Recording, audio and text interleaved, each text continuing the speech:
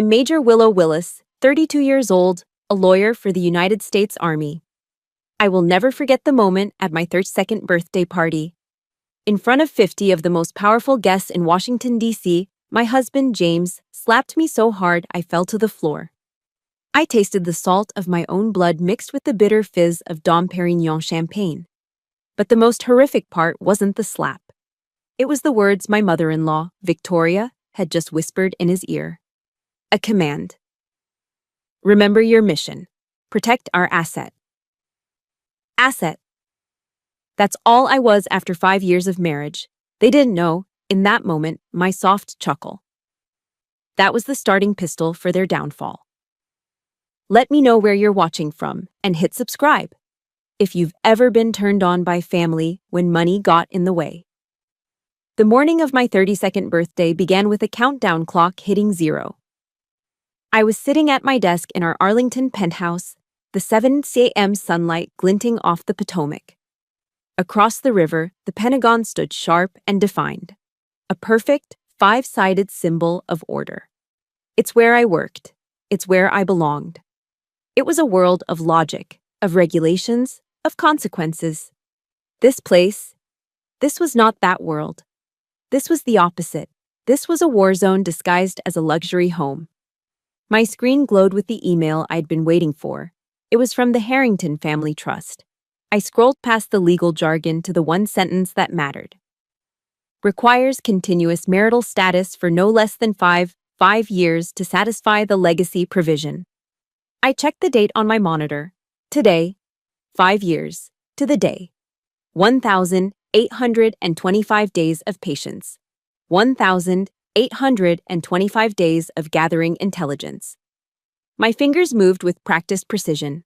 I wasn't a wife, I was an operative. I encrypted the email, along with its metadata, and routed the package to a secure off-site server. A server Victoria Harrington, with all her defense contractor resources, didn't know existed. The woman who monitored her entire family couldn't monitor me. Not really. At West Point, they teach you discipline. In my advanced JAG training, they teach you the law. But in SEER school, survival, evasion, resistance, escape, they teach you how to endure. They teach you how to wear a mask while being broken, how to resist, how to wait for the one single moment to escape. My marriage had been a 5-year SEER exercise, and tonight the operation was coming to an end. The shower in the master bathroom stopped. I closed the laptop just as James walked out, a thick white towel wrapped around his waist. He was 37, a perfect specimen of Harrington DNA. His body was flawless, the kind you'd see on the cover of a men's health magazine. But his eyes were completely empty. Blank. As if the person inside had left years ago. He walked to me, his feet silent on the cold marble floor. He stopped exactly 3 feet away and recited, "Happy birthday, Willow." He leaned in and gave me the kiss he'd been programmed to deliver. It was mechanical. His lips were cool, dry, and pressed against mine for exactly 1.5 seconds. It wasn't a kiss, it was a report being filed. I responded with the trained warmth I'd perfected over 60 months. I smiled, letting my eyes crinkle just enough. "Thank you, James." Inside, I felt the familiar, bitter cold. This was the worst part of it all. The daily betrayal. Not the affairs I knew he had, those were just distractions. The real betrayal was this. The man I had fallen in love with 6 years ago, the man who was warm and a little rebellious and laughed at my military seriousness, was gone. He had been killed in action. This was just an asset, a replacement. "Mother is very excited about the party tonight," he said, his voice a smooth, pleasant monotone. He was already looking past me, toward his closet. "I am too," I lied. "Good. She wants you to wear the blue Valentino. She said it would be perfect." There it was, the first order of the day. Not from him, but through him. Willow the soldier noted the intelligence. Willow, the wife, felt the small, sharp pain of recognizing that her husband was nothing more than a high-functioning puppet. He only reacted to signals from Victoria. I needed to get to my safe room. I stood up. I'm going to get dressed. James just nodded, already selecting a tie. I walked into my walk-in closet, or, as I called it, the safe room. It was the only place in this entire 10,000 square foot penthouse that Victoria couldn't see or hear me. When we first moved in, my counter surveillance training kicked in. It took me 2 weeks to find all of Victoria's devices. They were sophisticated, paper-thin microphones behind the drywall, pinhole fiber optic cameras in the smoke detectors and air vents. A normal person would have been terrified. I was just disappointed in her tradecraft. I didn't remove the bugs. Amateurs remove bugs. Professionals feed them. Using a signal repeater and a simple audio looper, I created a fake data loop for the closet. For the last 4.5 years, anyone monitoring the feed from my closet saw and heard the same 10-minute recording. Me humming, zipping a dress, and spraying perfume. I shut the heavy oak door. I was finally alone. I walked past the rows of designer clothes, the armor Victoria bought for me, to the back wall. Behind a false panel holding my shoe collection, I pressed a hidden release. The panel clicked open, revealing a small biometric safe. My fingerprint unlocked it. Inside was my real arsenal. Encrypted hard drives, a secure air-gapped laptop, 3 burner phones, fully charged. This wasn't a closet, this was my forward operating base. I sat on the floor, my back against the panel, and let out the one breath I'd been holding all morning. The tension in my chest eased, but only slightly. My public phone vibrated in my robe pocket. I looked at it. A text from Victoria. "Darling, the blue Valentino, please. It presents such a united front." A velvet-wrapped order. A threat disguised as a suggestion. A united front meant her front. It meant I was to stand by her asset and look supportive, docile, and grateful. I picked up my public phone and texted her back. "Of course, Mother. I can't wait." I put the phone down. I stood up, calm, and walked to the other side of the closet. I pushed past the blues, the blacks, the safe, boring colors Victoria approved of. I stopped at a garment bag at the very end. I unzipped it. Inside, a dress hung waiting. It was a Dior. And it was red. Not just red. It was a deep, visceral, blood red. The red of an attack guidon leading a charge. The red of arterial spray. Tonight was not about a united front. Tonight was not about survival. I laid the red dress out on the ottoman. Tonight was about attack. A surprise attack, launched from within, precisely calculated, and 5 years in the making. That blood-red Dior. It hung there, waiting. A symbol of an ending. It made me think of the dress that was supposed to be my beginning, the white one. I didn't marry James for his money or his name. I wasn't one of Victoria's debutante girls, as she so often reminded me. I was a self-made woman, an army brat who got herself into West Point on pure merit and graduated at the top of her JAG class. I had my own career, my own mission. Then I met James. It was 6 years ago, at a military charity gala. One of those stuffy Washington, D.C. events I was required to attend. I was standing alone, bored, studying the legal loopholes in the charity's donor agreements when he walked up. He wasn't like the other heirs I'd met. They were all smooth surfaces and empty handshakes. James was warm. He had this slightly rebellious spark in his eyes. He bypassed the generals and the senators and came right to me. He actually listened when I talked about military jurisprudence. He found it fascinating. "You're all about discipline, aren't you, Major?" he'd said, smiling. I admire that. God knows I don't have a shred of it. He was right. He had a chaotic, free energy that I, as a woman built on structure, had never allowed myself to have. I loved his freedom. And he said, loved my strength. Our love was real. I know it was. At least, it was in the beginning. Our wedding was a masterpiece of Victoria's power. A sprawling, obscenely expensive affair at a historic Virginia estate. Every detail was curated, not for us, but for Forbes magazine. Victoria herself was magnificent in a custom gown. But her eyes, when they looked at me, were as cold as the ice sculptures. I remember standing at the reception, my hand in James's. It was time to cut the cake, a 7-foot-tall monster. James picked up the silver knife, and for a second, he hesitated. He looked at me and gave me that real, rebellious smile, as if he was about to smash the cake in my face. I saw Victoria move. She glided up to him, a vision of the perfect matriarch.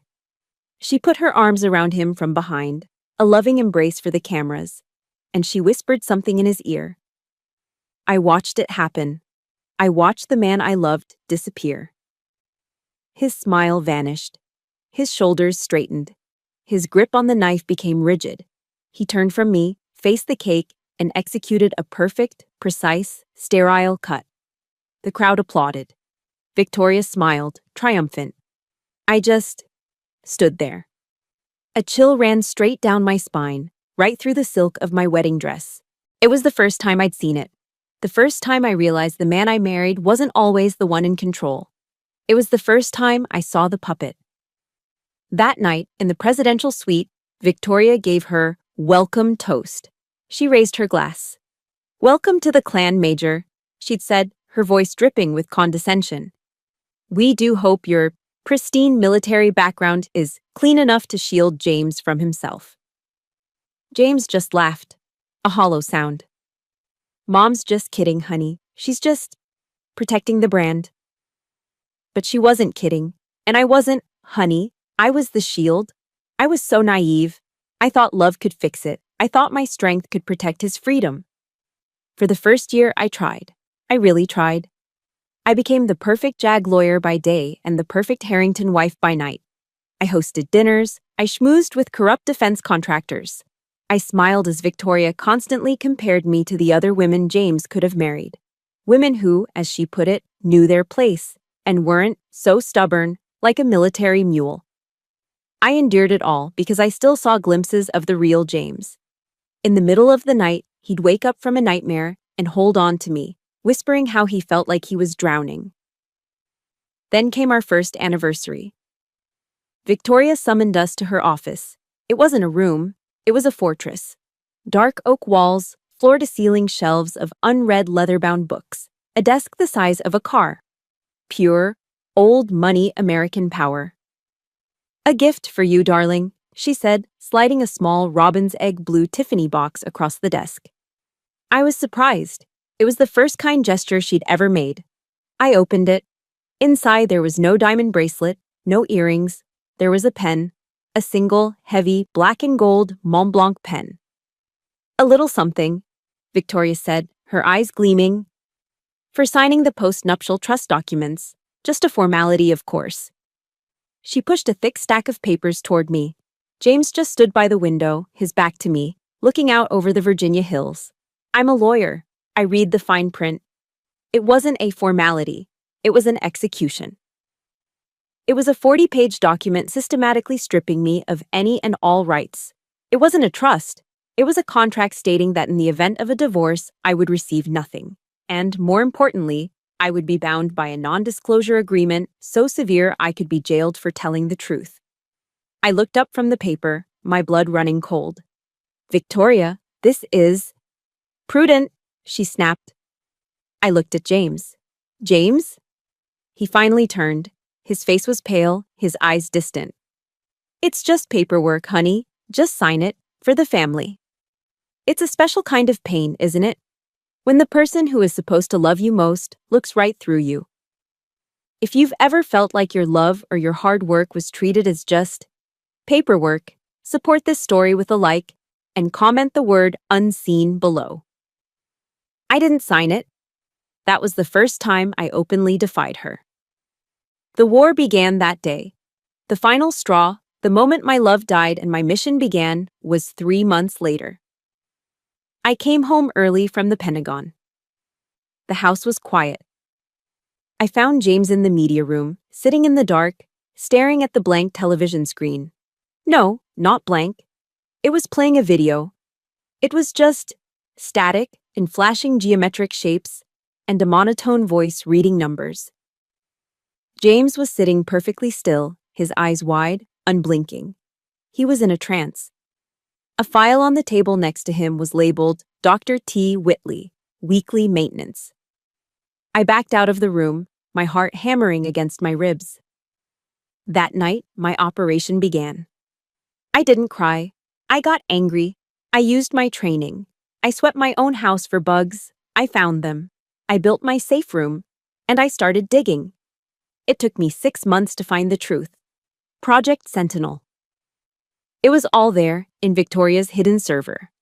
A systematic behavioral conditioning program she and Dr. Whitley had started on James when he was just a child, right after his real mother died. A program designed to protect the Harrington legacy from emotional weakness. They hadn't just influenced him, they had programmed him. I realized I hadn't married a man. I had married a project. And my pristine military background, it was just the new upgraded firewall they'd acquired to protect their most valuable asset. I stopped trying to save the man I loved. He was already gone. I started a new mission, to liberate the prisoner of war he'd left behind, and to burn his jailers to the ground. The moment I read the words, Project Sentinel, the wife in me died. The soldier took over. My mission parameters were set. The objective, total liberation. The timeline, 5 years. And so, my double life began. It became a rhythm, a precise, exhausting drill. By day, I was Major Willow Willis, JAG Corps. I'd drive my government-approved sedan to my office at the Pentagon, salute the flag, and spend my days navigating the complex, bureaucratic world of military procurement. The irony was almost suffocating. I was reviewing billion-dollar defense contracts for fraud, all while married to the king and queen of it. But I used my position. I studied their methods. I learned how Harrington Defense hid their money, how they moved assets, how they used shell corporations and subcontractor loopholes to make themselves invisible. I was using my security clearance to, in effect, build the case against my own family. Then, at 1800 hours, I'd drive back over the bridge from DC to Arlington. I'd swap my uniform for a Lululemon set, and I'd become the perfect, supportive wife. I'd be in the kitchen, searing a filet mignon. Medium rare, just how Victoria told James he liked it, when he'd walk in. I'd smile, I'd ask about his day at the office, a job I knew was just a title. He'd give his programmed one-sentence answers, and all the while, a tiny thumbnail-sized USB drive, disguised as a piece of jewelry on my keychain, would be plugged into his personal laptop on the kitchen counter, silently cloning his hard drive while he drank his single glass of scotch. It was this isolation that wore me down the most. Attending those lavish DC dinner parties, my hand resting on the arm of my empty husband.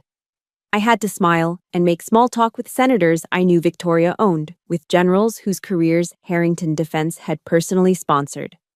I was smiling at the very people who were complicit in the corruption, laughing at their jokes while knowing my husband was being controlled in the next room, and that I was the only one who knew the truth.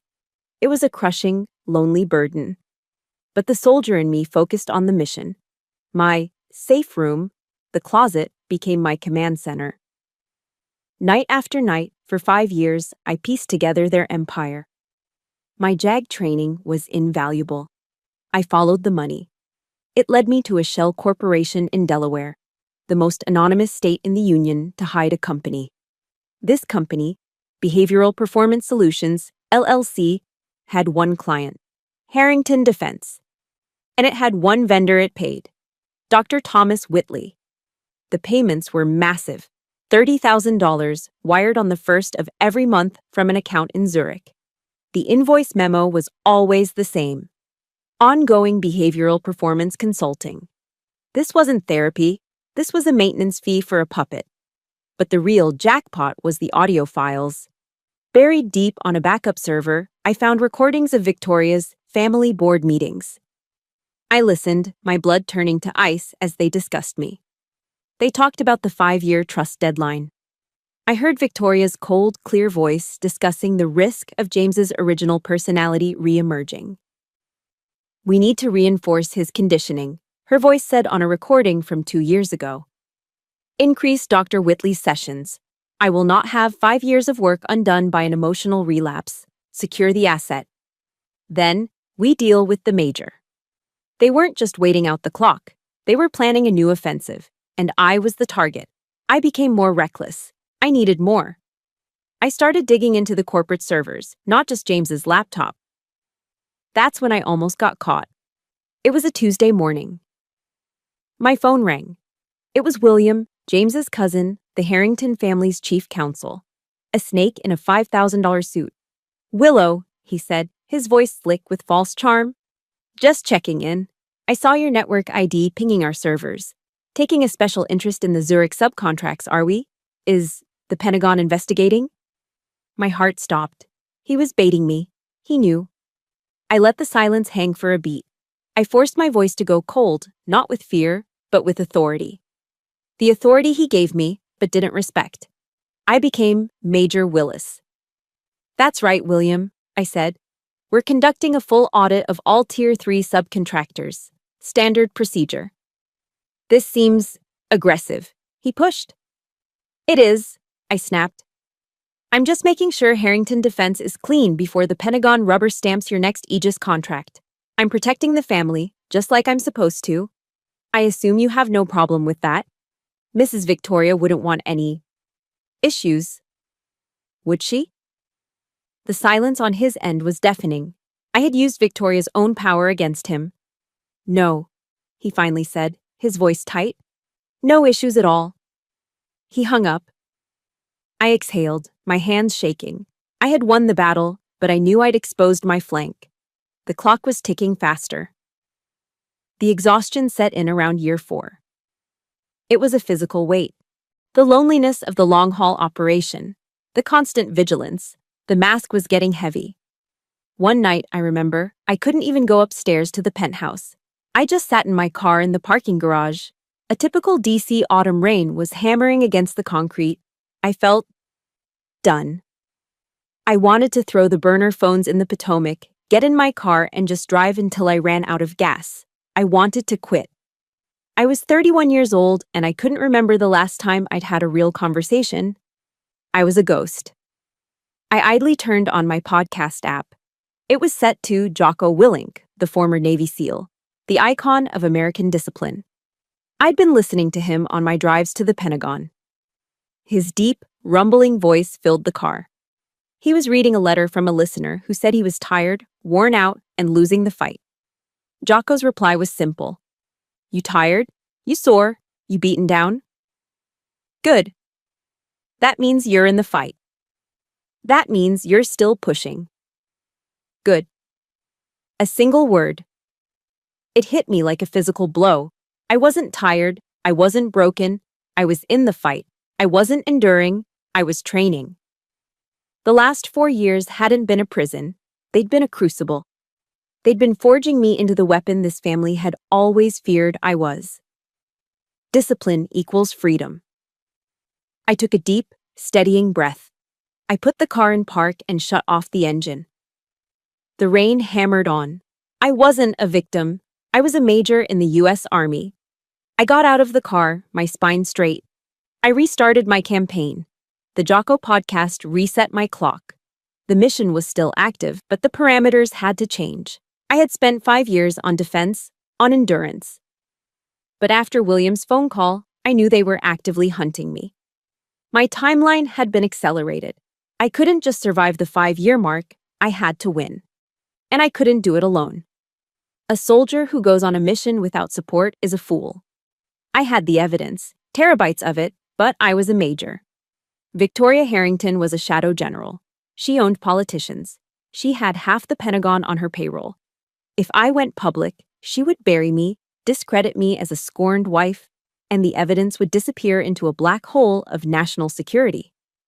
I couldn't go public. I had to go internal. I needed the one group Victoria couldn't buy, the one group she couldn't intimidate, the U.S. Army's Criminal Investigation Division, CID.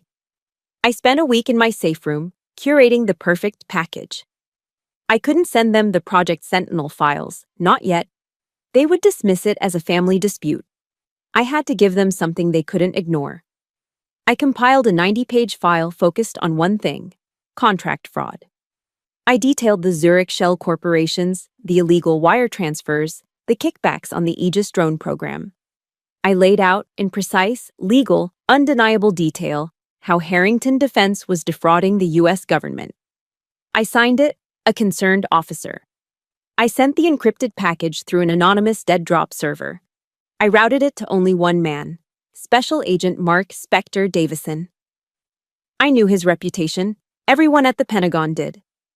Spector was a ghost, a quiet 48-year-old widower who had spent his life in the shadows of military justice. His father had been a sergeant major. They said Mark Davison was the last true believer, a man who couldn't be bought, bribed, or bullied. 3 days later, I got a reply on my burner phone. A single message. Tomorrow, Euro 600, ANC, Arlington National Cemetery. It wasn't an office, it wasn't a coffee shop. It was a place of honor, a place where you couldn't lie. At dawn, the air was cold and sharp.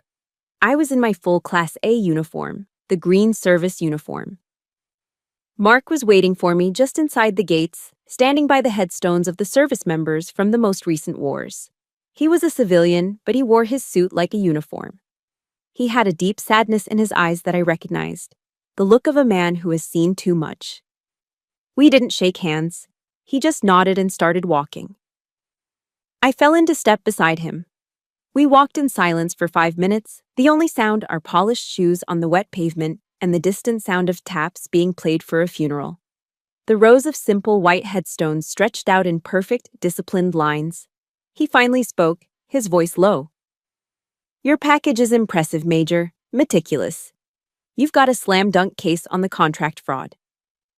He stopped and turned to me, his eyes searching mine. "But it's incomplete. You didn't build this file because you're a concerned officer.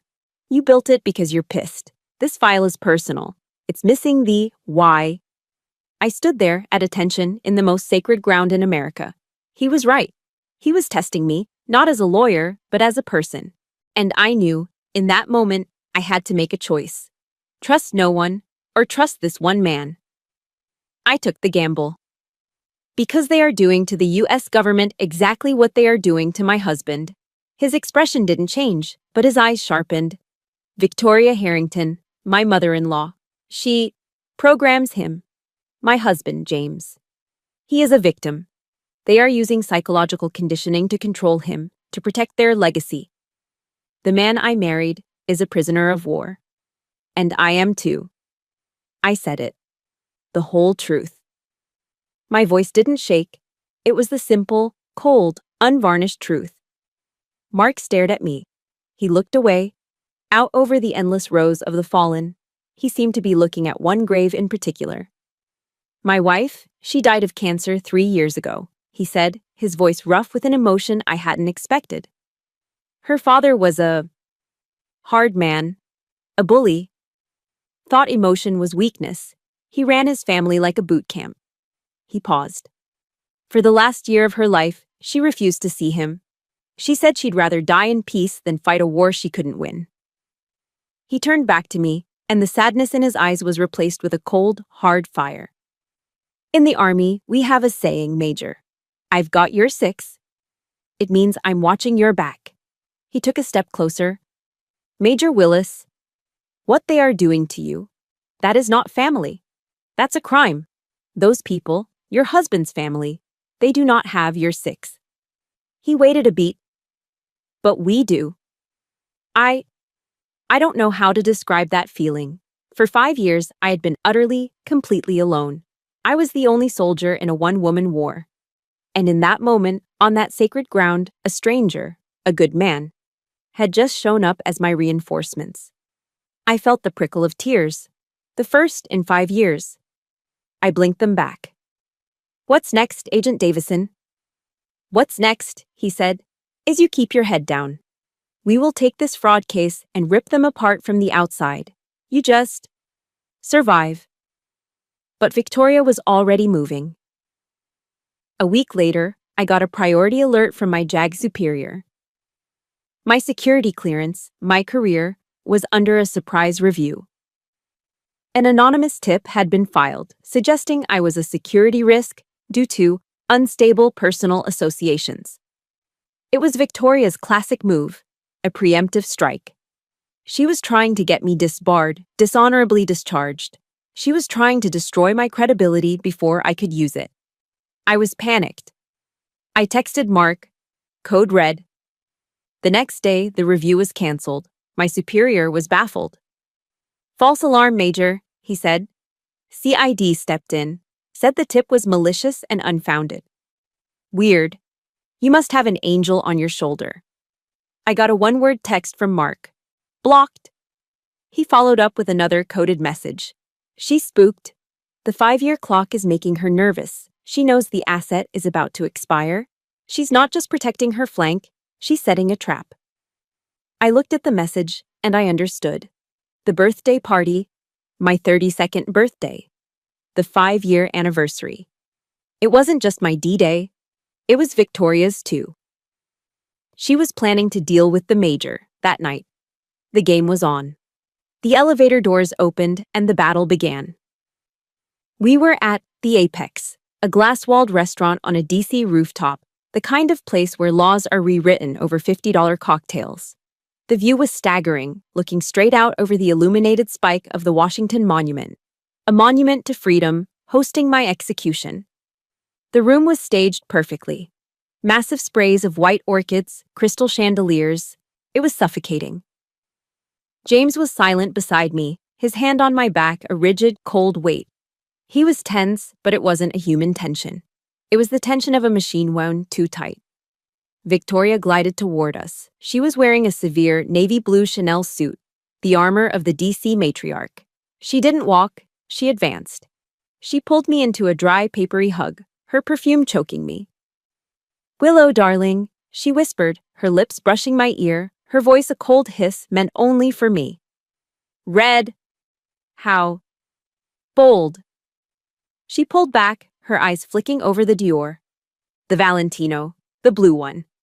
It would have shown more unity. I gave her my pre-planned, camera-ready smile. I just wanted to stage a surprise attack, Victoria. Her own smile thinned. She knew I wasn't just talking about the dress. She turned and put her hand on James's arm, a gesture that looked like affection, but was one of command. James, darling, be a good husband and get your wife some champagne. He nodded, a jerky, puppet-like motion, and moved toward the bar. My eyes scanned the room. This was it. The moment I'd been training for. I began my threat assessment. The entire DC power structure was here, the Beltway elite, in the flesh. I saw 2 4-star generals I knew were on the Harrington payroll.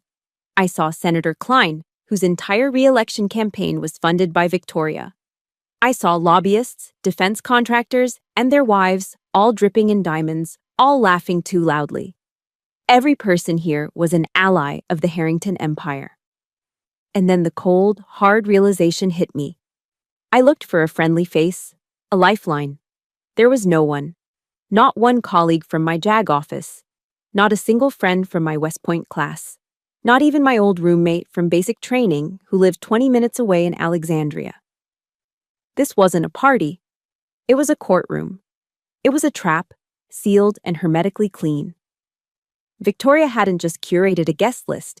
She had sanitized the stage. She had removed every possible character witness who could speak on my behalf. I was utterly, completely, and strategically alone. Willow, happy birthday! A voice, slick as oil, slimed its way into my ear. It was William, the family's legal counsel, the snake. He was holding 2 glasses of champagne, and right behind him was the architect himself, Dr. Thomas Whitley, the puppet master. A word, doctor? William said, nodding to Whitley as he handed me a glass. I didn't take it. They thought I was out of earshot. They stepped near a jazz trio that was playing, using the music for cover. I was trained in counter-surveillance. I know how to read lips, and I know how to move. I drifted closer, pretending to admire the view. Unstable, Whitley was murmuring, his back to me. I warned you, William. Accelerating the protocol this fast risks destabilizing the asset completely. He just needs to last the night, William hissed. After tonight, she's gone. Victoria has the... Gentlemen, They both spun around. I was standing right there, my smile frozen in place. William recovered first, his politician's smile snapping back. Willow, just telling the good doctor here how lucky James is to have him. Dr. Whitley, however, looked pale. He looked like a man who had just seen a ghost. I looked straight at him, my voice light, conversational, but loud enough for the people nearby to hear.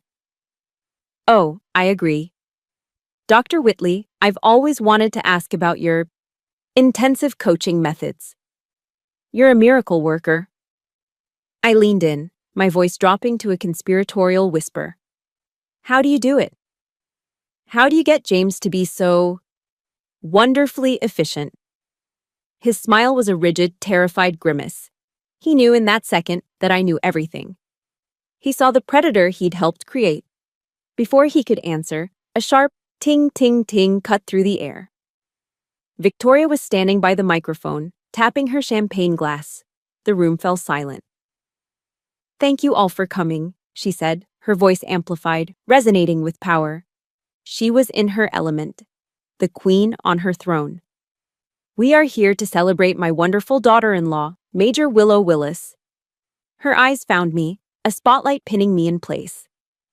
Willow has been a rock, she continued. So loyal, so discreet. In her 5 years with our family, she has shown such a profound commitment to our legacy. It was a speech, but it was also a warning, a message to everyone in the room. She is ours. She is under control. It was a performance of ownership. I felt sick. I looked over at James. He was standing near the stage, his expression blank. My last, stupid, fragile piece of hope flickered. Come on, James. The real James. Be in there. See what she's doing. See me. But he wasn't looking at me. He wasn't looking at his mother. He was staring at the table in front of him, and his fingers were tapping. Tap, tap, tap, tap, tap, tap, tap, tap. My blood turned to ice. It wasn't a nervous tick. It was a pattern, a rhythm. I knew that rhythm. I'd heard it on the training videos. It was a mnemonic device, a self-calming anchor that Whitley had programmed into him. It was the signal, the trigger. He wasn't just nervous. He was executing a command. Victoria raised her glass, her eyes locked on me. So let's all raise a glass, she boomed. To Willow. And to her, transformative 32nd year. It was a threat. I looked from her, the general, to James, the weapon, and I realized their plan, the one they'd been whispering about, was in motion. The trap was about to spring. Victoria's smile was a triumphant slash as the applause died down. And now, she announced, the gifts. The jazz trio softened. A silver cart was wheeled out by a waiter. Victoria, the general, stayed put. She was commanding this from the stage. James, she called out, her voice dripping with maternal pride. Your gift first. James, still standing near her, moved toward the cart. He picked up a long, dark blue box. He walked toward me. He moved like he was wading through water, his motions stiff and delayed. He wasn't walking, he was being moved. He stood in front of me, not meeting my eyes. He opened the box. Inside, resting on black velvet, was a tennis bracelet. It wasn't just a bracelet. It was a wall of diamonds, heavy, ostentatious, and blinding. It was worth more than my next 3 years of military pay. It's beautiful, I said, my voice practiced. My smile felt like a crack in a dam. He just stared at the box. Victoria's voice cut through the air again, impatient. Well, put it on her, son. What are you waiting for? James flinched. He fumbled with the bracelet. His fingers, the fingers I once held, were cold and clumsy. He grabbed my left wrist. His touch was like cold metal. He fumbled with the clasp, his knuckles brushing my skin. It felt like being touched by a stranger. Snap. The clasp clicked shut. It was heavy on my arm. A beautiful handcuff, I thought, the words echoing in my head. I forced my smile wider for the cameras I knew were watching. The performance had to continue. James just stood there, his hand still hovering near my arm. Now, Victoria's voice boomed. For a special announcement. She glided off the stage, moving toward James and me. The room was absolutely silent, watching her. This was the moment, the transformative part of the evening. She reached us. She didn't look at me. She only had eyes for her son, her creation. We are so proud, she said, her voice now softer, but it carried. She placed a perfectly manicured hand on James's shoulder. I watched, my heart hammering. This was it. Her fingers didn't just rest on his shoulder, they dug in. Her thumb pressed hard into a spot just below his collarbone, a nerve center. It was a practiced, deliberate pressure. It wasn't a touch of love. It was an activation. I saw the change in him instantly. A shiver went through his body. Victoria, I said, my voice low, a warning. She ignored me. She leaned in, her lips almost touching James's ear. She spoke, and in the dead silence of the rooftop, everyone heard her. You've been so loyal, Willow, she said, her eyes now locked on me, cold and victorious. So supportive, especially for these last 5 important years. She stressed the words. It was a signal.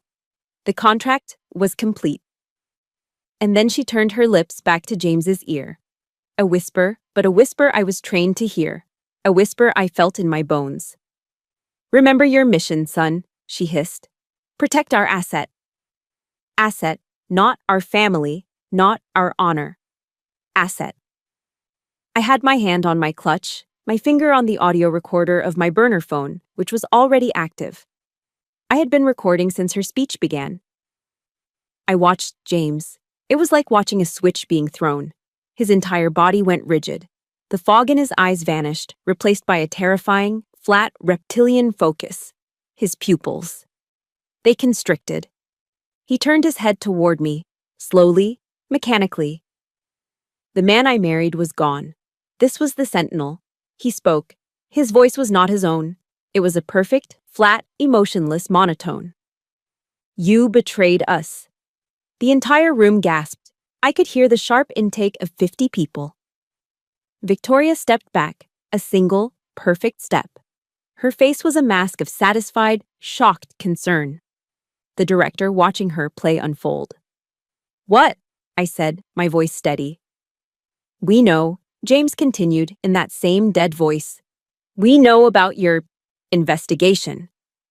Another gasp from the crowd. I saw William and Dr. Whitley standing together, watching. They were the stagehands. We know about the files, James said. He was accusing me. He was painting me as the villain. The unstable, traitorous wife. This was her plan. This was the trap. This was how she would deal with the major. And then, his arm swung. It moved so fast. Not with the sloppy anger of a human, but with the high-velocity, programmed precision of a machine. Thwack. The sound. It was the loudest thing I'd ever heard. It was sharp, wet, and final. It echoed across the rooftop, silencing the jazz music, silencing the DC night. His open palm connected with the side of my face. The force of it snapped my head back. The world exploded in white light and pain. I was airborne for a second. I crashed backward into the champagne table. The sound of shattering glass, of a Dom Pérignon flute breaking. I hit the marble floor, hard. I landed on my side, my legs tangled in the tablecloth. The red Dior dress, now soaked with spilled champagne. My ears were ringing. The pain was a dull roar. But I could feel something else, something warm. I put my hand to my mouth. I tasted it. Salt and copper. Blood. The room was absolutely, completely, dead silent. I lay there, on the floor, for what felt like a lifetime. 1 second. 2 seconds. 3. And in that silence, I heard a new sound. Dozens of them. Click, click, click, click, click. I looked up from the floor, every single person in the room. The generals, the senators, the lobbyists, their wives. Every single one of them had their phone out. And they were all recording me. If you have ever been the one on the floor, the one everyone is staring at, hit that like button to show Willow your support. And if you've ever felt that kind of betrayal, comment with one word: silence. The silence was absolute. $100 million rooftop, 50 of the most powerful people in Washington, D.C. And the only sound was the distant city hum and the click, click, click of phones capturing my humiliation. I was on the floor. My cheek was on fire. The taste of blood and Dom Perignon was sharp in my mouth. And in that dead, agonizing silence, I started to laugh. It began as a chuckle, a small private sound from my chest. It was a laugh of pure, unadulterated adrenaline, a laugh of realization. Victoria's face, which had been a mask of perfect, concerned horror for her audience, froze. This was not in her script. The victim is supposed to cry. The victim is supposed to be broken. My chuckle grew, bubbling up, echoing in the stunned silence. I pushed myself up to a sitting position. The red Dior dress was torn at the hip, soaked. I didn't care. I looked straight at Victoria, and I laughed. A full, clear, controlled laugh. Victoria's eyes narrowed, the mask slipped. She knew she had just made a fatal, tactical error.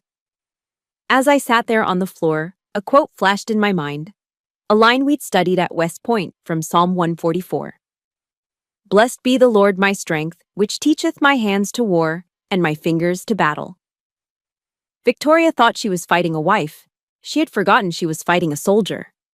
Oh, Victoria, I said, my voice ringing out, clear and strong. I got to my feet. I didn't accept a single helping hand.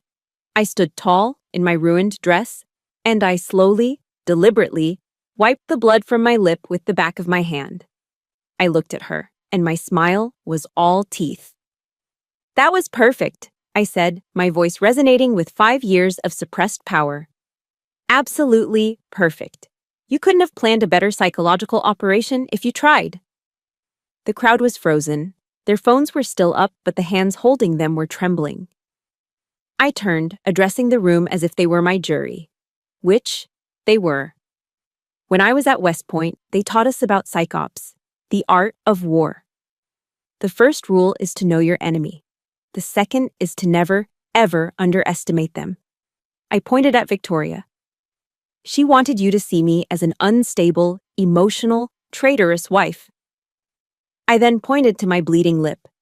She wanted to create a public spectacle to discredit me. I turned my gaze to the crowd.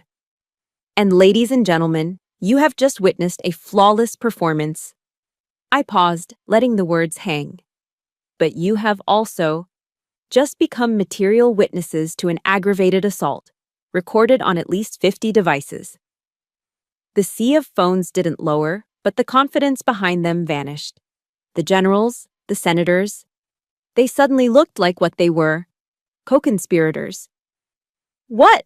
What are you talking about? Victoria hissed, her voice losing its powerful resonance. It was thin. I'm talking about your plan, Victoria, I said, taking a step toward her. Your plan to paint me as the villain, to have James publicly condemn me, and then, I assume, have me committed? Get my security clearance revoked? Have me dishonorably discharged? Her face was white. It was a good plan, I said, nodding, as if complimenting a rival officer. But you made one mistake. I looked over at James.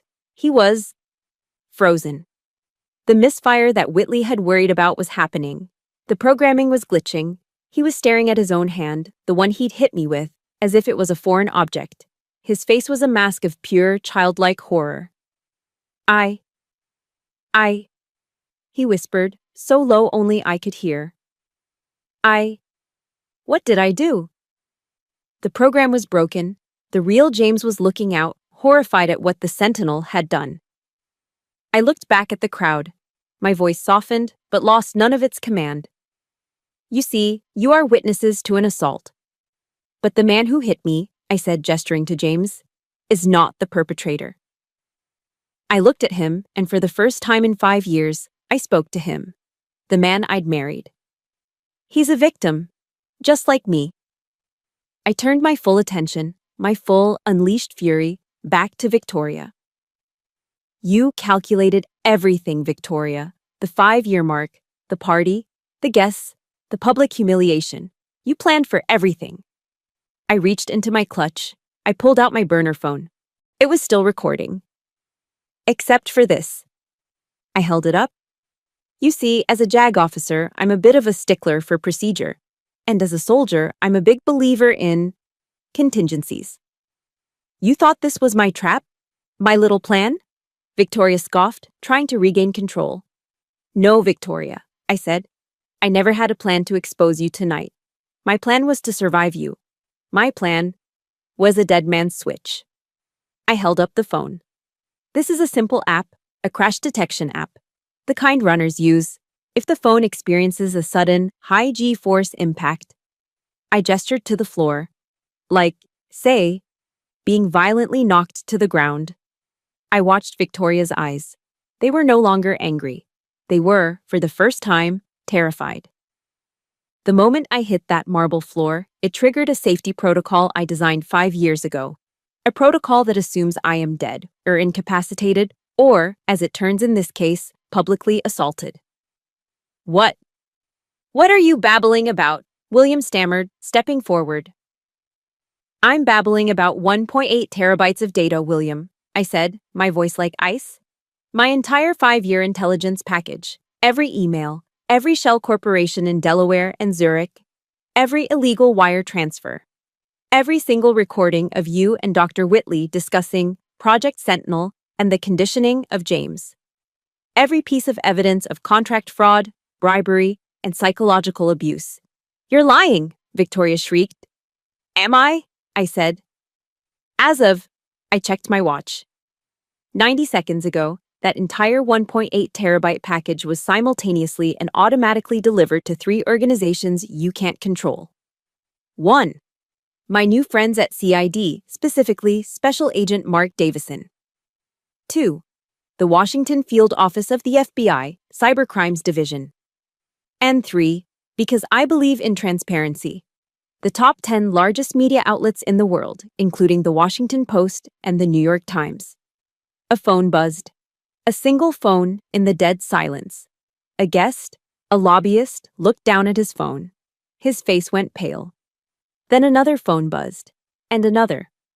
A cacophony of dings, chimes, and vibrations swept across the room. It was an electronic plague. BZZT, BZZT, ding. The guests were all staring at their screens, their faces illuminated in the blue light, their expressions turning from shock to utter panic. The first headline had just dropped. The lobbyist next to Victoria read it aloud, his voice trembling. Breaking news. Harrington Defense, CEO Victoria Harrington, under investigation for massive Pentagon contract fraud. FBI raids reportedly imminent. The wave of alerts was a digital tidal wave washing over the rooftop. BZZT, BZZT, ding. Panic. It was immediate. The polite predatory smiles of the DC elite vanished, replaced with the raw animal fear of rats in a trap. What is this? Is this real? A senator's wife stammered. My God, Senator Klein himself whispered, staring at his phone, his face the color of ash. The Post, the Times, they all have it. The allies, the ones who had been laughing with Victoria minutes before, began to instinctively, physically, move away from her. They created a circle of open space, a quarantine zone around the Harrington family. Victoria was trembling, her face a grotesque mask of fury and disbelief. Lies! She shrieked, her voice cracking. These are all lies, slander. I will sue every one of you. She spun, her eyes wild, and pointed a trembling finger at me. You bitch! You did this! No, Victoria, I said, my voice cutting through her panic like a razor. You did. And right at that moment, on cue, ding! The sound of the private elevator. Every head on the rooftop snapped toward the doors. The music had stopped. The only sound was the frantic buzzing of phones and Victoria's ragged breathing. The brushed steel doors slid open. 3 men stood there, all in dark, identical government-issue suits. But the man in the lead was not in a suit. He wore his Army CID windbreaker, and his face was carved from granite. Special Agent Mark Spectre Davison. He stepped out onto the rooftop, his eyes scanning the scene. The shattered glass, the blood on my lip, the panicked crowd, and finally, me. He gave me a single, barely perceptible nod. "Ladies and gentlemen," Mark announced, his voice the calm, authoritative boom of a man who cannot be bought. "This is now an active federal crime scene. No one leaves." "What is the meaning of this?" Victoria finally roared, finding her footing. This, she understood, a show of force. She stepped forward, trying to muster her authority. "Agent Davison, is it? Do you have any idea who I am?" It was the classic, pathetic defense of the DC powerful. Mark didn't blink. He took a step toward her, his gaze unwavering, and he delivered the line that shattered her world.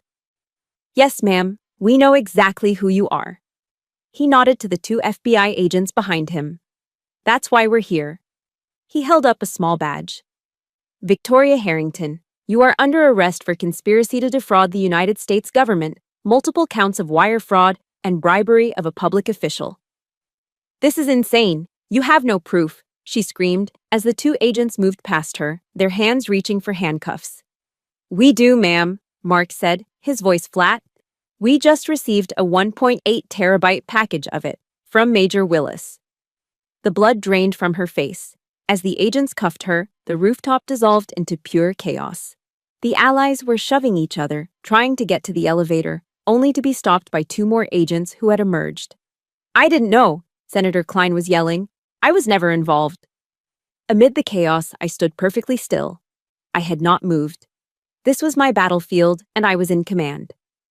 I saw Dr. Whitley. He was trying to melt into the background, edging his way toward a decorative potted plant, his face dripping with sweat. I pointed at him. My voice was loud and clear. "Agent Davison, him too." Mark's eyes snapped to Whitley. "Dr. Thomas Whitley," I announced, my voice like a prosecutor's. "I'm accusing him of conspiracy to commit aggravated assault, practicing medicine without a license, and the psychological torture and coercive conditioning of a United States citizen." Whitley let out a small, strangled cry. "It was a program, wasn't it, Doctor?" I said, walking toward him as he cowered. "You called it Project Sentinel, right? $30,000 a month, wired from a shell corporation in Zurich just to maintain your asset?" I was only trying to help," he stammered, his eyes darting around. "You're a monster," I said, my voice dropping to a whisper. "And you're done." "Get him," Mark ordered. An agent grabbed Whitley, who didn't even fight. He just deflated. He literally sagged, his knees buckling, and he collapsed into a patio chair, a weeping, pathetic mess. One down. Then my eyes found William. He was standing near James, trying to look invisible, his lawyer's brain spinning, trying to calculate his next move. I walked over to him. "Cousin William," I said, my voice almost friendly. He looked at me, his eyes filled with pure hatred. "You've destroyed this family." "No, William, you just sold it for parts," I said. "Let's talk about the Aegis drone contract, the one from last March." His mask of calm cracked. He visibly paled. "Insider trading is a nasty charge," I continued, ticking off points on my fingers. "But when you do it by leaking classified weapons data to a non-NATO-approved subcontractor in Turkey, well, that's not just insider trading. That's a little closer to treason." You have no proof," he whispered. "I have the audio file of your call, William. The one you made from your supposedly secure office line. I have the wire transfer receipts from Istanbul." I leaned in. "You're the family lawyer. You know the drill. You're the first one they're going to pressure. You should start thinking about a plea deal. Now." He stared at me, his mouth opening and closing, a fish drowning on air. And then, a sound cut through all of it. "What have you done?" It was Victoria. She was in handcuffs, but she was fighting, a lioness in her death throes. She was screaming, not at me, not at the FBI, but at her son, at James. He was standing alone, in the center of the chaos, staring at his mother, the cuffs on her wrists. The programming was shattered, and he was just lost. James, you were supposed to stop her. You were supposed to be strong, Victoria shrieked, her voice raw with a despair that had nothing to do with the FBI and everything to do with her failed project. I built this for you. I gave you structure. James looked at her, and for the first time in 5 years, the fog was completely gone. The real man was there, and he was broken. He asked her a question, a simple, quiet question that cut me deeper than the slap. Why? He whispered, his voice trembling. Just, why? What? What am I to you? He wasn't asking as a husband, he was asking as a son. Victoria stopped struggling. She stared at her son, her creation. And in that moment, in her desperation, her mask of the cold, calculating CEO dissolved, and the true, terrified, monstrous tyrant was revealed. She lost all control. What are you? She jailed, her voice a guttural scream that echoed across the DC skyline. You're weak. You were always weak, just like him. She was spitting, her face contorted in pure, unfiltered rage. It needed structure. It needed to be controlled. The Harrington legacy had to be protected from its own weakness. The confession. The entire rooftop froze. The FBI agents, the cowering guests, William, Whitley, everyone. They all heard it. The final admission. She hadn't been protecting her son. She had been protecting the legacy from her son. He was never the heir. He was the flaw. James just broke. A sob tore from his chest. I looked at Mark. He nodded. Justice, finally, had been served. Victoria's final, monstrous confession hung in the air, thick and toxic, poisoning the rooftop more effectively than any nerve gas. Her shriek, "It needed structure," echoed and then died, leaving a vacuum of pure, horrified silence. The spell wasn't just broken, it was annihilated. And in that vacuum, the rats began to scramble. I want to cooperate, a voice stammered. It was Dr. Whitley. He was still sitting in the patio chair, but he was already trying to save himself. She forced me. She threatened my license, the Sentinel project. It was all her design. I have notes. I can testify. You liar! William Harrington spat, his lawyer's brain kicking back in, seeing the first mover advantage for a plea deal. You were the architect. You bragged about it. Agents, he said, turning to the FBI. I am the family's legal counsel, and I am formally stating that Dr. Whitley's methods were unorthodox and performed without full corporate consent. I was just investigating him myself. It was disgusting. The Great Harrington Alliance, the bond of elite criminals, dissolved in less than 30 seconds. They were flipping on each other before the elevator doors had even closed. The other guests, the senators and lobbyists, were a different kind of animal. They weren't scrambling. They were fading. They tried to just disappear, to blend into the shadows, to slip out the emergency stairs. But Mark had been prepared. No one leaves, he'd ordered. And now the rest of the FBI team was moving, not with aggression, but with cold, bureaucratic efficiency. Sir, we'll need your statement. Ma'am, please wait over by the bar. Your phone, sir. We'll need to secure all video evidence of the assault. The party was over. The great and powerful were reduced to witnesses, trapped, their faces pale in the flashing red and blue lights that had just begun to reflect off the building's glass facade from the street below. I watched the chaos. The adrenaline was gone, draining out of me so fast my knees felt weak. It left behind a vast, cold emptiness. I felt exhausted. Like I had been holding my breath for 5 years and had just, finally, exhaled. My head throbbed where I'd been hit. My lip was swelling. My dress was ruined. I had won. But I had never felt less like a winner. My eyes found him. In the middle of the chaos, James was on the floor. He hadn't been arrested. He wasn't a rat. He was just gone. He was sitting on the marble, his back against a wet, broken patio table, his arms wrapped around his head, rocking back and forth. He was whispering. He was muttering things, fragments of memories like a broken radio picking up lost signals. The boat, Lake Anne. She said it was too slow. Don't be slow, James. My dog Buster, he got sick. She said he was defective. Defective? His voice was thin, reedy. It was the voice of a 10-year-old boy.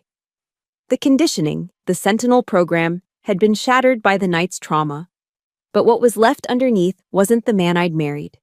It was the broken child he'd been built on top of. My heart ached, not with love, not anymore, but with a profound, soul-crushing pity. He was the primary victim. He was just the first. I walked through the chaos. An FBI agent tried to stop me. "Ma'am, we need your—" Mark put a hand on his arm. "Let her go. She's the victim and the lead witness." I stopped in front of James. I didn't sit. I didn't kneel. I kept my distance, a few feet. He looked up at me. His eyes, the blue eyes that I had fallen in love with 6 years ago, they were clear. They were finally, terribly clear. And they were filled with an ocean of agony. "Willow," he whispered. His real voice, the one I hadn't heard in years. "Willow, I hit you." It wasn't a question. It was a statement of dawning, unbearable horror. I hurt you," he said, his voice cracking. Tears were streaming down his face, mixing with the champagne on his cheeks. "Oh God, Willow. What she made me. I'm so sorry." He reached a trembling hand out to me. Not to hold me, just a plea. This was the moment. The most dangerous moment of all. The moment the victim I loved was asking for help. The moment my heart, the woman I used to be, wanted to forgive him, to hold him, to tell him it would be okay. But the soldier knew better. I did not take his hand. I stayed standing, just out of his reach. A boundary. My voice was gentle, but it was firm. It was not the voice of his wife. "Yes," I said. "You did." His face crumpled. "The man I met, the one at the charity event," I said, my voice quiet. "The one who loved talking about obscure history and hated his own lack of discipline." A small broken laugh escaped him. "I remember him," he whispered. "He was real," I said. "What we had, the beginning, that was real. I saw the signs of him trying to get out, before they reinforced the program." He looked up, desperate. "Willow, what now? What happens to me? What do I do?" I looked at this broken man, the shell of my husband, and I made my choice. "Now, you begin your journey, James," I said. "You start the fight, the real one." I can't," he whispered. She's everything. She's in my head." "I know," I said, "and I can help you. I have all the files. I have Dr. Whitley's notes. I know what he did to you, what triggers he installed, what memories he suppressed. I can help you deprogram." Hope flashed in his eyes. You will?" "Yes," I said. I took a single, deliberate step back. "I will help you. As Major Willis of the U.S. Army JAG Corps, I will testify on your behalf. I will give your lawyers all the evidence they need to classify you as a victim of long-term coercive control. I will help you as an officer, but not as your wife. That is over." The word wife hung in the air between us, and we both knew it was the end. He understood. He finally, painfully, understood. He just nodded, covering his face with his hands, his shoulders shaking in silent sobs. I had won. I had lost. I had survived. I turned around. The adrenaline was completely gone now. I just felt heavy. Mark Davison was standing by the elevator. The chaos was dying down. Victoria was gone. William and Whitley were gone. The guests were being processed one by one. He looked at me, his face grim, but his eyes kind. He saw the ruined dress, the bloody lip, the exhaustion. "You did good, Major," he said, his voice low. "A perfect operation. Flawless execution." I just nodded. I was too tired to speak. Just doing my duty, Agent, I whispered. Go home, Major, he said. Or, somewhere safe. We'll be in touch. I walked toward the elevator, the same one I had arrived in my red dress, ready for war. It felt like a lifetime ago. I stepped inside. The doors slid shut, sealing me in. And as the elevator began its smooth, silent descent, I was finally, completely, alone. I left the penthouse, the flashing lights, the broken champagne glasses, and the entire smoldering wreck of the Harrington dynasty behind me. 6 months. 6 months after I stepped out of that elevator, leaving the war zone of the penthouse behind. The silence that followed was deafening at first, filled with legal depositions, headlines, and the slow, grinding work of untangling an empire built on lies. The adrenaline was gone, the exhaustion was real. But for the first time in 5 years, the air in my lungs felt clean. The scene shift was dramatic. I had left the flashing red and blue lights of the raid, and now I was sitting in the sterile, fluorescent light of a federal courtroom. It was the final day. Judgment Day. I watched Victoria Harrington. The glamour was gone. That was an understatement. She was diminished. The Chanel armor was gone, replaced by a standard-issue beige jumpsuit. Her perfectly coiffed hair was dull, her natural gray roots showing. She looked every bit her 60 years, and she looked small. She had fought, of course. Her remaining lawyers tried every trick, painting her as a tough businesswoman in a man's world, a mother protecting her legacy. It didn't work. The 1.8 terabytes of data were irrefutable. The judge's voice was flat, unimpressed by the legacy of the Harrington name. On the charge of conspiracy to defraud the United States government, on 28 counts of wire fraud, on the charge of bribery, this court finds you, Victoria Harrington, guilty. I didn't feel joy. I just felt a final, heavy stillness. Her sentence came down like a gavel on a coffin, 28 years in a federal penitentiary, with no possibility of parole. A life sentence. The allies, of course, had scattered like the rats they were. The moment the FBI had them, William and Dr. Whitley had cooperated so fast they were tripping over each other to offer testimony. They turned on Victoria, on each other, on everyone to save themselves. It worked to an extent. Dr. Whitley, for his Project Sentinel and psychological torture, received 7 years. His medical license permanently revoked. William, for his insider trading and conspiracy, got 5. The Harrington defense empire was seized by the government. Its assets were liquidated to pay hundreds of millions in fines and restitution. The legacy Victoria had killed for was wiped out in a single morning. The battle was, finally, over. I left the courtroom alone. I stepped out of the heavy wooden doors and into the bright DC sunlight. The noise of the press was instant. Flashes, microphones, shouted questions. Major Willis! Major Willis! I ignored them, my eyes searching. He was there, standing across the plaza, near the steps, just waiting. James. He was thinner, and his eyes, once foggy with conditioning, were clear again. He looked like he'd been through his own personal war, and he had. He was in intense daily therapy, deprogramming from a lifetime of coercive control. I walked over to him. The press held their distance, sensing this was a different, more private moment. Willow, he said.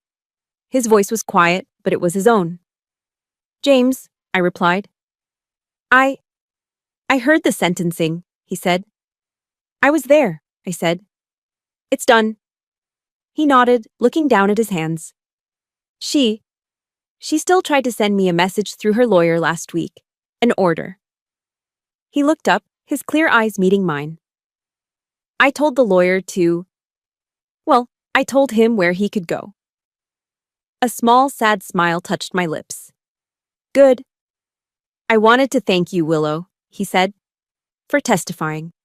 For explaining that I was a victim, I finished for him. You were. You are.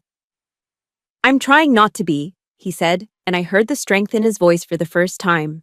I'm in treatment. I am digging through a lot of rubble. Decades of it. He took a deep breath.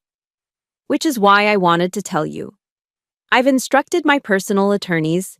What's left of my personal non-Harrington assets anyway? I'm transferring the entire amount to your new project. I was stunned. James, you don't have to do that. I know, he said. That's why I'm doing it. Willow. It was the first real autonomous decision I've ever made in my entire life. There it was, the real victory. Not the prison sentence for Victoria, but this, the first act of a free man. We stood there for a long moment. The love I'd felt for him was gone, evaporated by the trauma. But in its place was a profound, aching respect for the survivor standing in front of me. What now? I asked, just as he had asked me on the rooftop. Now, he said, I continue my journey. And you continue yours. He didn't try to hug me. He didn't ask for a second chance. He just gave me a small, respectful nod, the nod of one soldier to another. Goodbye, Willow, he said.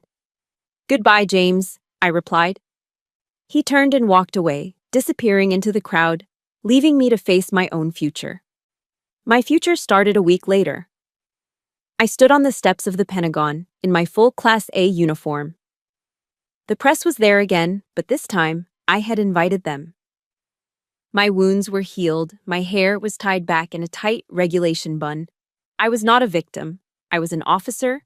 I was launching my nonprofit. I had taken the name. I had reclaimed it. Today, I said, my voice clear and strong, amplified by the microphones, we are launching the Sentinel Freedom Project. I told them my story. Not the bloody details, but the truth. That I was a survivor of extreme psychological abuse and coercive control. And that if it could happen to a major in the U.S. Army, it could happen to anyone. My new mission, my new legacy, was to provide legal aid, psychological support, and extraction services for those trapped in similar, silent war zones. I ended my speech with the words that had become my new creed. I told them about a speech I admired by a man who understood conflict, Theodore Roosevelt. President Roosevelt spoke famously of the man in the arena, I said, my voice ringing out over the plaza. He spoke of the man whose face is marred by dust and sweat and blood, who strives valiantly, who at the best knows in the end the triumph of high achievement, and who at the worst, if he fails, at least fails while daring greatly. But I am here to talk about another arena, a different kind of soldier. It is a silent battlefield, fought not in stadiums or on foreign soil, but in our own living rooms, in our kitchens, in our bedrooms. It is a war fought in the quiet, desperate spaces of our own homes. In this arena, I said, my voice thick with the memory, there is no crowd. There is no credit. There are no cheers for the winner.